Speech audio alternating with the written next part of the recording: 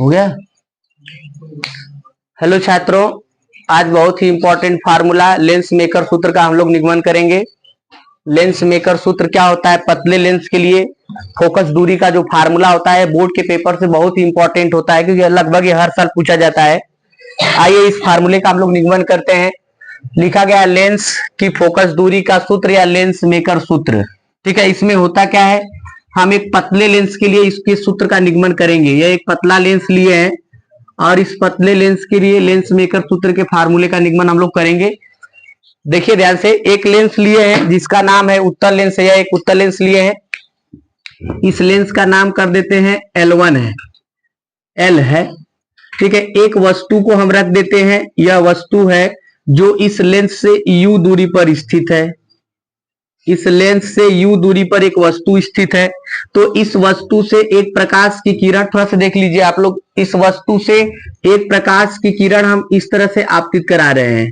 तो जब इस पर आपतित कराएंगे तो इस पृष्ठ से इसका ये जो पृष्ठ है इसकी वक्रता त्रिज्या होगी, पहले वाले कारण मान लेते, तो यह क्या करेगा, इसको अपवर्तित करेगा इस बिंदु पर।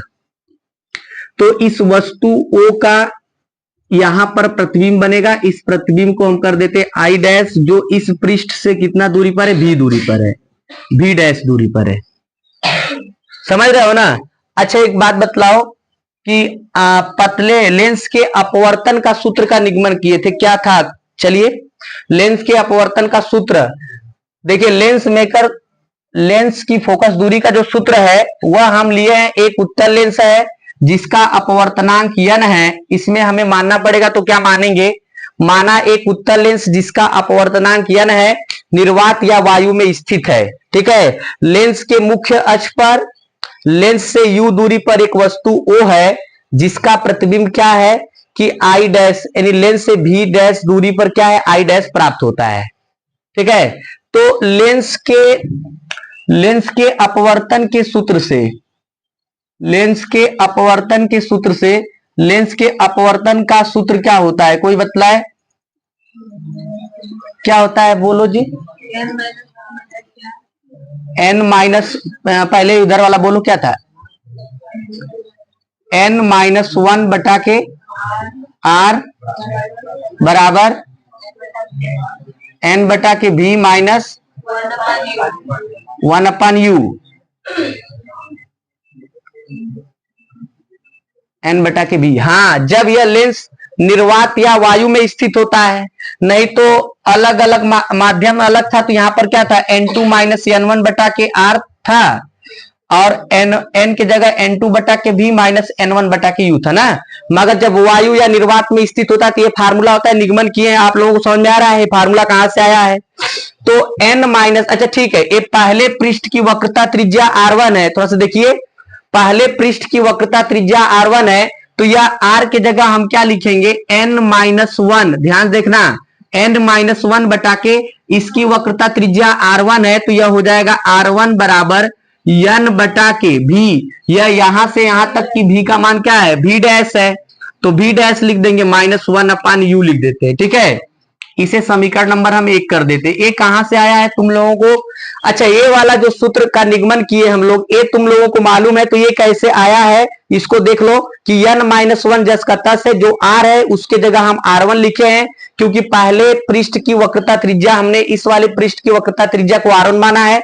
n बटा के यह v है, वह प्रतिबिंब की दूरी होती है, तो यहां से यहां तक की प्रतिबिंब की दूरी क्या है, v डैश है, तो यह v डैश हो जाएगा -1/, वस्तु की दूरी लेंस से u दूरी पर है, तो वहां पे हम u लिख देंगे। ठीक है, अब थोड़ा सा एक बात ध्यान सुनिए, क्या होगा कि यह लेंस पहले यह वायु था और एक क्या ग्लास कांच मान लेते हैं, तो ANG को हम n लिख देते हैं ना जी, ANG को हम n लिख देंगे। मगर ये प्रकाश की किरण थोड़ा से अंदर देखिए, इस पृष्ठ से इस पृष्ठ तक जा रही है, तो यह प्रकाश की किरण एक तरह से सघन माध्यम में है, लेंस से होकर जा रही है, कांच से होकर जा रही है, तो यह वाला पृष्ठ तो इसको घुमाकर इतना दूर लेकर गया है, मगर ये दूसरा वाला भी तो पृष्ठ इसको घुमाएगा। दूसरे वाले पृष्ठ का भी काम है अपवर्तन करना, पहले पृष्ठ से अपवर्तन होगा, तो यहां पर आकर काट रही है तो इससे भी अपवर्तन होगा, तो दूसरे पृष्ठ से जब अपवर्तन होगा तो ध्यान से देखिए, ये कुछ और इस तरह से बुलाएगा, इधर मुड़ा देगा, इसको मुड़ जाएगा। तो यह आई डैश पे है और यह आभासी इस यहां पर प्रतिबिंब बनेगा। यह आभासी वस्तु का कार्य करेगा, ये दूसरे प्रतिबिंब के लिए आभासी वस्तु का कार्य करेगा, जैसे बतलाए थे एक बार ना, सिद्ध किए थे। यह डाट डाट के द्वारा दर्शा देते हैं, तुम लोगों को अच्छे समझ में आएगा। देखो ये प्रतिबिंब, एक प्रकाश की किरण, देखिए ये वाला जाकर पहले बार प्रतिबिंब आई डैश पर बनाया था, तो उसके लिए हम ये लिखे थे, ठीक है। अब यह वाला जो होगा, यह वाला जो पृष्ठ होगा, इसको अपवर्तित करके इधर इस दिशा में लाएगा, तो यह क्या करेगा कि इस मुख्य अक्ष को आई पर प्रतिच्छेद करेगा। तो यह आभासी वस्तु है, तो इस वस्तु का प्रतिबिंब यह आई पर बन जाएगा। तो बतलाइए, अब यहां से यहां तक की जो दूरी थी, जो भी डैश था, अब वो यू हो जाएगा, और यहां से यहां तक की जो दूरी होगी ना, वो क्या हो जाएगा, भी हो जाएगा। ये प्रतिबिंब की दूरी भी हो जाएगा। तो जहां यू है वहां पे हम लिख देंगे बी डैश, और जहां प्रतिबिंब भी है वहां पे बी लिख देंगे, ठीक है। तो अब हम क्या लिखेंगे, समीकरण नंबर 1 हो गया, पुनः लिखना पड़ेगा, इस चीज को हम लिख देते हैं। देखिए ध्यान से, प्रतिबिंब आई डैश, प्रतिबिंब आई डैश दूसरे पृष्ठ के लिए आभासी वस्तु का कार्य करेगा, आभासी वस्तु का कार्य करेगा जिसका प्रतिबिंब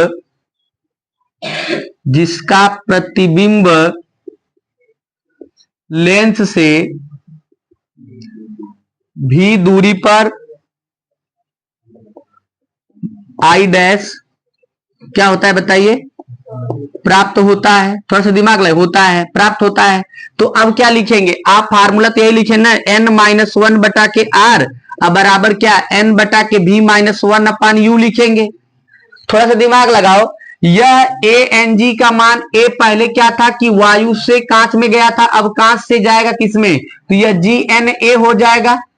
अब तुम्हें मालूम है कि ANG बराबर क्या होता है, 1 अपान GNA होता है। तो GNA का मान निकाला जाए तो यह ANG नीचे आ जाएगा, ANG, तो GNA का मान, ANG का मान कितना है बतलाओ, यह N है। तो इसका मतलब कि जब कांच से वायु में प्रकाश की किरण जा रही थी, तो उस स्थिति में जो हम N का मान है वो N न लिखकर इसको क्या लिख देंगे, 1 अपान N लिखेंगे। ध्यान देना, ये कैसे आया है, बहुत लोग समझ में नहीं आता, बहुत लोगों को कहां से आ जाता है, क्योंकि प्रकाश की किरण कांच से कहां जा रही है बताइए, निर्वात में जा रही है। तो N के जगह हम क्या लिखेंगे बताइए, 1 अपान N लिख देते हैं, -1 बटा के, ध्यान से देखना, यह R है तो दूसरे पृष्ठ की वक्रता त्रिज्या R2 है, पहले पृष्ठ की वक्रता त्रिज्या R1 था, तो इस R के जगह हम R1 लिखे हैं, दूसरे पृष्ठ की वक्रता त्रिज्या R2 होगा, तो यहां पे हम R के जगह क्या लिख देते हैं, R2 बराबर N के जगह क्या लिखना है बतलाइए, 1 अपान N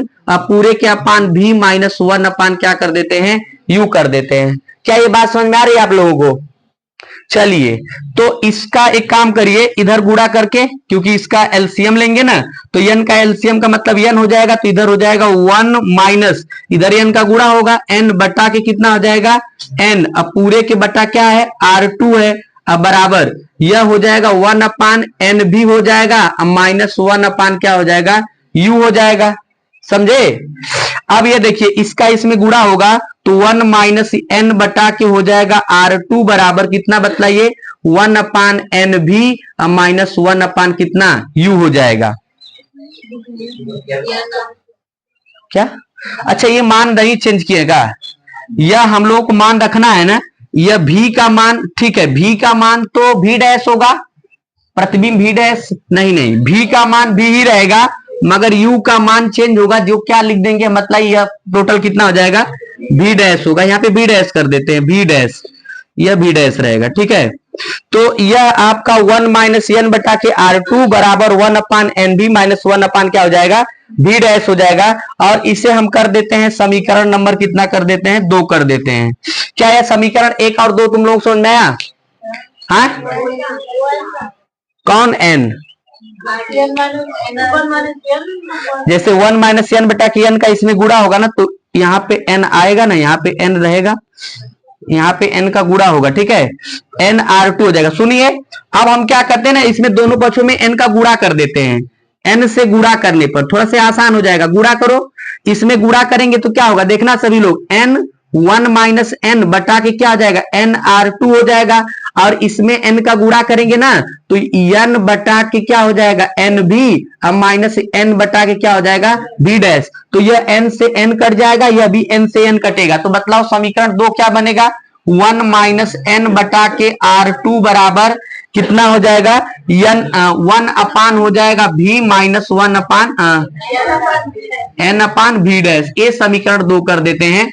समीकरण 1 को क्या करते हैं ना, जोड़ देते हैं, किसमें, समीकरण 2 में जोड़ेंगे। समीकरण 1 को समीकरण 2 में जोड़ेंगे तो समीकरण 1 क्या है, देखिए, n माइनस 1 बटा के क्या है, r1। अब प्लस कर देना इसमें क्या, 1 माइनस n बटा के क्या, r2 बराबर, इधर देखो लेफ्ट हैंड साइड ये जो था हमारा, इसको इसके साथ जोड़ दिए प्लस के साथ। अब ये वाला इसके साथ जुड़ेगा तो ये क्या है बतलाओ, n बटा के v डैश, n बटा के v डैश, फिर बचेगा क्या, माइनस 1 अपान u। सभी लोग ध्यान से देखना, अब प्लस क्या जोड़ देना है, 1 अपान v, अब माइनस n बटा के v डैश। कुछ बर्बाद होगा, देखो यह माइनस n बटा के b डैश है, यह प्लस n बटा के b डैश है, ये दोनों के दोनों कर जाएंगे। अब देखना n माइनस 1 बटा के r1, इन दोनों में से माइनस कॉमन करेंगे, देखो ये प्लस है, जब माइनस कॉमन करेंगे ना तो यह हो जाएगा n माइनस 1, अब बटा के कितना बतलाओ, r2। समझ में आ रहा है कि नहीं। अब बराबर कितना हो जाएगा, यह हो जाएगा 1 अपान v माइनस 1 अपान u, और यह माइनस हो जाएगा तो n माइनस 1 कॉमन कर लेंगे तो n माइनस 1, अब देखिए ध्यान से, तो 1 अपान क्या बचेगा, r1, अब माइनस 1 अपान क्या बचेगा, r2। अब बराबर 1 अपान v माइनस 1 अपान u, 1 अपान v माइनस 1 अपान u। यदि लेंस की फोकस दूरी, यदि लेंस की फोकस दूरी क्या है बतलाइए, फोकस दूरी f है, तो आप लोगों को मालूम है कि 1 अपान एफ बराबर क्या लिखा जाता है बतलाइए, 1 अपान एफ बराबर 1 upon v minus 1 upon U. तो 1 upon F minus 1 upon v minus 1 upon U को हम 1 अपान एफ लिख सकते हैं। तो 1 अपान एफ बराबर हमारा फार्मूला जो बनेगा वो क्या हो जाएगा बतलाइए, n माइनस 1, कोष्टक में क्या बचेगा, 1 अपान r1 माइनस 1 अपान कितना बतलाइए, r2। और यही लेंस मेकर सूत्र होता है, बहुत ही इंपॉर्टेंट फार्मूला है, बोर्ड की दृष्टि से बतला देते हैं, ये कई बार निगमन करने के लिए देता है। ये कैसे आया है इसको हम एक बार और बतला देते हैं।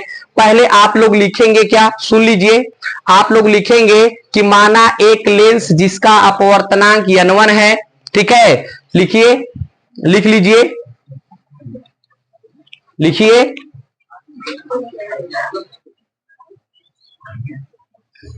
बहुत ही इंपॉर्टेंट है, बार बार बोल रहे हैं, इसको थोड़ा से ध्यान से पढ़ लो, लिखो। एक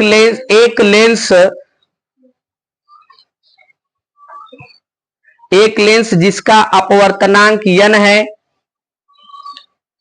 एक लेंस जिसका अपवर्तनांक n है, लिख रहे हो ना, एक लेंस जिसका अपवर्तनांक n है, जो वायु या निर्वात में स्थित है, जो वायु या निर्वात में स्थित है, जो वायु या निर्वात में स्थित है, जो वायु या निर्वात में स्थित है, लेंस के मुख्य अक्ष पर, लेंस के मुख्य अक्ष पर, लेंस के मुख्य अक्ष पर, लेंस के मुख्य अक्ष पर, लेंस से u दूरी पर एक वस्तु O स्थित है, लेंस के मुख्य अक्ष पर एक वस्तु O स्थित है, u दूरी पर एक वस्तु O स्थित है, u दूरी पर एक वस्तु O स्थित है, जिसका प्रतिबिंब, जिसका प्रतिबिंब लेंस से भी डैश दूरी पर, लेंस से भी डैश दूरी पर आई डैश प्राप्त होता है। जिसका प्रतिबिंब लेंस से भी डैश दूरी पर आई डैश प्राप्त होता है। यदि लेंस की वक्रता त्रिज्याएं क्रमशः R1 व R2 हो तो, यदि लेंस की वक्रता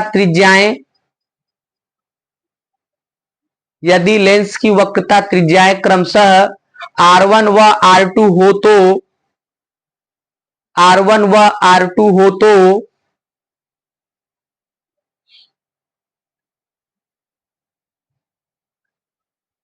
बस सुन लीजिए। अब हम लिखेंगे लेंस के अपवर्तन के सूत्र से ये पूरा फार्मूला निगमन किए हैं।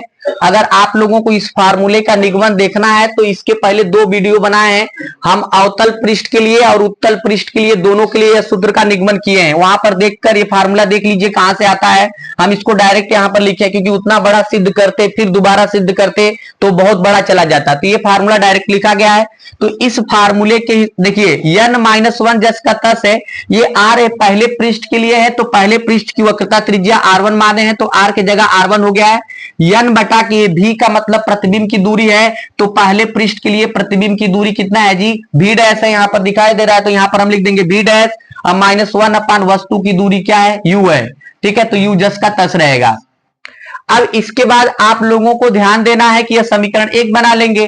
और दूसरे स्थिति में देखिए प्रतिबिंब आई डैश दूसरे पृष्ठ के लिए, यानी इस पृष्ठ के लिए वो क्या करता है, आभासी वस्तु का कार्य करेगा, जिसका प्रतिबिंब लेंस से भी दूरी पर क्या होता है, आई डैश पर प्राप्त होता है। तो यह आभासी वस्तु हो गया। तो ये आपका पूरा फार्मूला है n-1 बटा के r, n बटा के v-1 अपान u जस का तस है। तो n के जगह हम बतलाए थे कि a-ng का मान n है, तो g-na का मान निकालेंगे तो 1 अपान n होगा। तो यहाँ पे 1 अपान n-1 बटा के R2, क्योंकि दूसरे पृष्ठ की वक्रता त्रिज्या को R2 माना गया है, n के जगह 1 अपान n, v का मतलब क्या है, यहाँ पर v का मतलब v ही रहेगा। ठीक है, अब -1 अपान v डैश, यहां से यहां तक वस्तु की जो दूरी थी, u का मान कितना हो जाएगा, v डैश होगा। ये पूरा मान रखकर कैलकुलेशन करते हुए हम समीकरण नंबर 2 बना देंगे और समीकरण 1 और 2 को जोड़ेंगे, जो कटेगा उसको काट देंगे। आसानी से आपका फार्मूला 1 अपान f n-1 कोष्टक में 1 अपान R1 -1 अपान R2 होगा।